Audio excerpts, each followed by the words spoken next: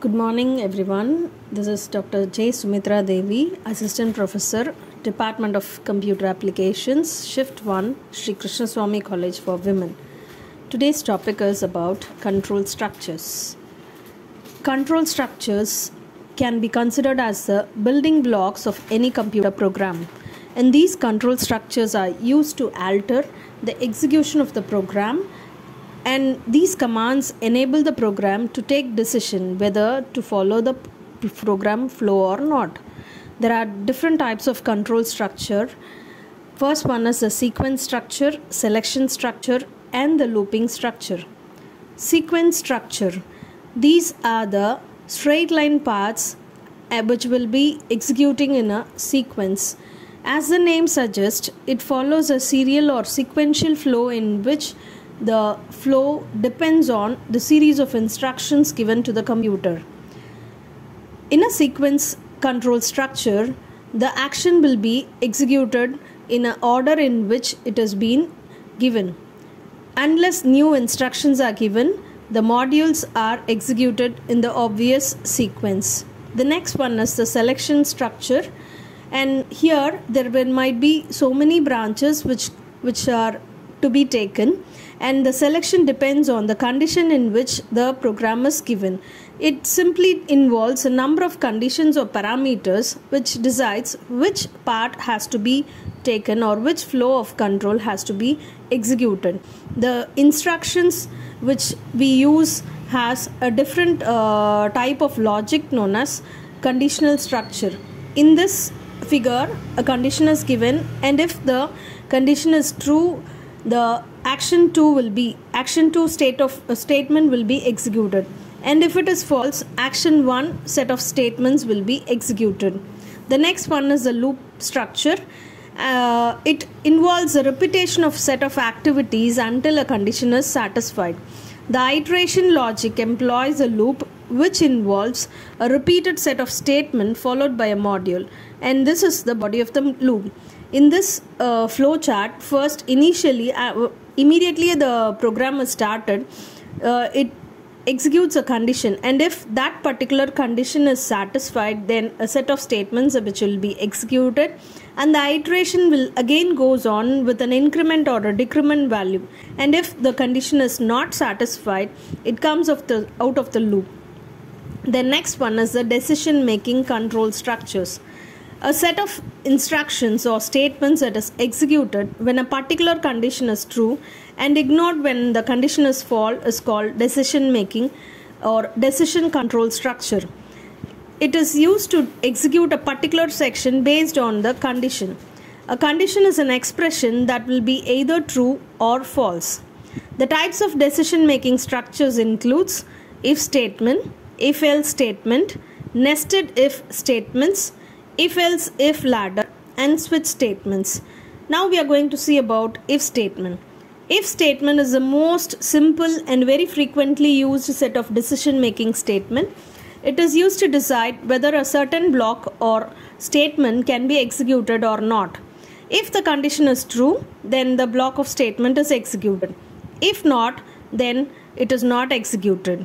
It is a Boolean expression followed by one or more statements. The syntax is given: if condition, test condition. If it is true, then statements to execute. If not, the statements will not execute. The next one is if else statement. The if else statement tells us if a condition is true, it will execute a block of statements, and if the condition is false, another set of code will be executed.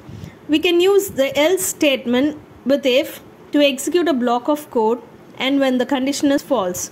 Here comes the syntax: if the condition is given, and execute this block of statement if that is true, or else another set of statements are executed. Then the next one is if nested if statement. Here in the nested if, it has so many number of if statements interlocked in it, and C++ allows us to test if statements within so many if. We can place an if statement, another if statement, and here the innermost if statement has to be executed There can be as many as statements, but the number of statements also decides the complexity of the program. Then comes the else if ladder. In else if ladder, a user can decide multiple options. He can set the multiple options instructions if one single condition is satisfied. The C++ if statements are executed from top-down approach. As one of the conditions controlling the if is true, the statement associated with that is executed. The rest of the statements is bypassed. If none of the conditions are true, then the final else statement will be executed. Then comes the jump statements. These statements are used in C++ for an unconditional flow of control. In a program, there might be any set of statements which has to be executed unconditionally. Some of the jump statements are break, GOTO, continue, and switch statement. Break statement. This control statement is used to terminate the loop unconditionally. When the break statement is encountered from within the loop iterates, stops, and control returns to the loop immediately to the first statement in it. The syntax is just a single word, break. Basically, break statements are used in situations when we are not sure about the actual number of iterations of the loop, or we want to terminate the loop based on some condition. GOTO statement. The GOTO statement is a jump statement which is sometimes also referred to as unconditional jump statement. The GOTO statement can be used to jump from anywhere to the program within a function. The syntax is, when we give a GOTO statement, we have to include GOTO a label. Then the control flow will go to the label where it has been specified. Then comes the continue statement. Continue is also a loop under the control statement. It is very similar to the break statement, and continue statement is opposite to the break statement. Instead of terminating the loops, it forces to execute the next iteration without any condition specified. As the name suggests, the continue statement forces the loop to continue or execute the next iteration. The syntax will be continue.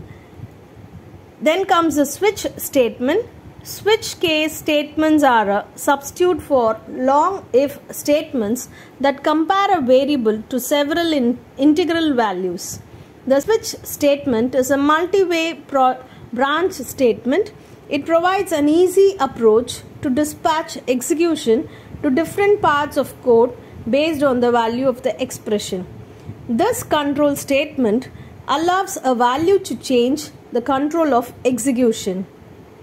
Switch, the syntax will be, the switch condition will be given and case 1 to n will be declared. In each case, there will be a different set of code. The value decides the code which will be executed. If none of the code is executed, then the default default set of code will be executed. The switch case statement would result in a constant value, otherwise it will not be a valid expression. Duplicate case values are not allowed, and the break statement is used inside the switch to terminate a statement sequence. When a break statement is reached, the switch terminates and the flow of control jumps to the next line following the switch statement. This break statement is optional, but if omitted, execution will continue on to it the next case. The flow of control will fall through the subsequent cases until a break is reached. Nesting of switch statements are allowed, which means you can have a switch statement inside another switch statement. However, nested switch statements